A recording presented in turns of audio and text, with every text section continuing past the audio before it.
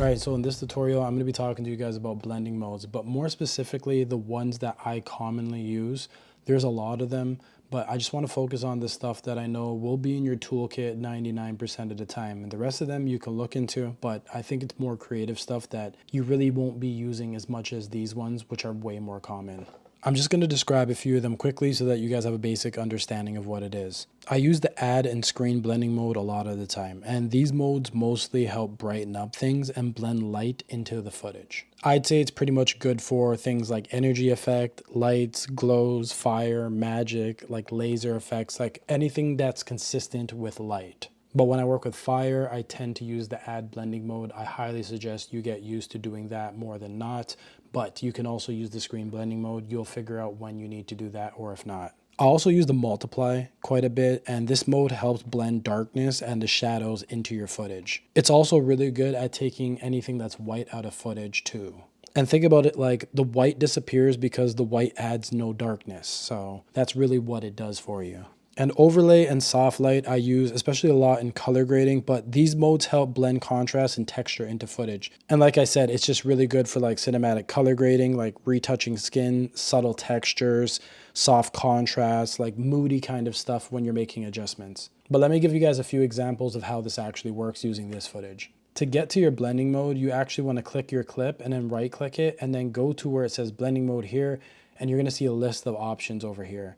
Like I said, you can experiment with a lot of them, but we're going to focus on a few that you will be commonly using a lot, especially if you're compositing effects. Now I'm going to drag and drop in this fire footage over here, and we're just going to pull it back in the clip until we can see it over here. And as you can see, that just does not look good inside the footage because the blending mode is incorrect. So what we're going to do is right click it over here, go to blending mode, and we're going to change it to add. And as you can see, that already looks a lot better and more realistic because it's bringing out the highlights inside of the footage, and that's exactly what fire should look like. Clearly, you're going to need to adjust a lot more things to get it to look exactly the way you want to when you're compositing, but that's just the main concept for why we use add for fire especially. Now if you right click it and go back to blending mode, you can actually go down to screen over here, and as you can see, it does a fairly good job, but it doesn't look as good as the add blending mode. But there is scenarios in which you can use the screen. Remember, like I said, these are creative, more subjective choices, and depending on what you're doing, you'll find when it applies. But typically we end up using add mode when we're using fire because we want it to be as bright as possible, which fire actually is. Now I'm just going to get rid of this clip, and I'm going to use another example to show you this. If I drag and drop this energy effect into the project window over here,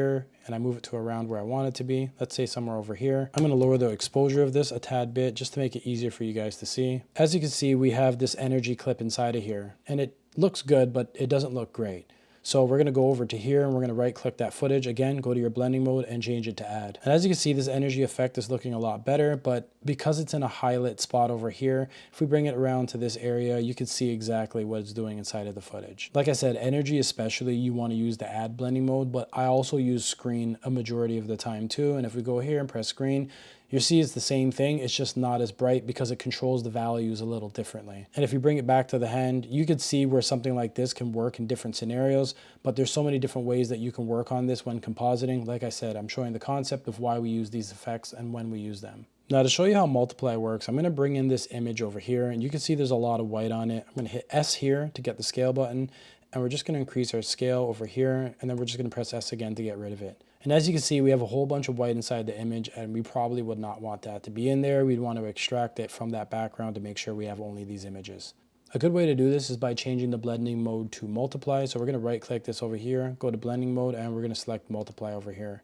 As you can see, it gets rid of all the white inside the image, and like I said, what it's doing essentially is taking away from anything that doesn't make it darker, so the white would disappear. And if you want to extract any of these out of your footage, you can just go to this tool over here, and you can just use a ellipse tool like that, for instance, and now you have just that segment over here.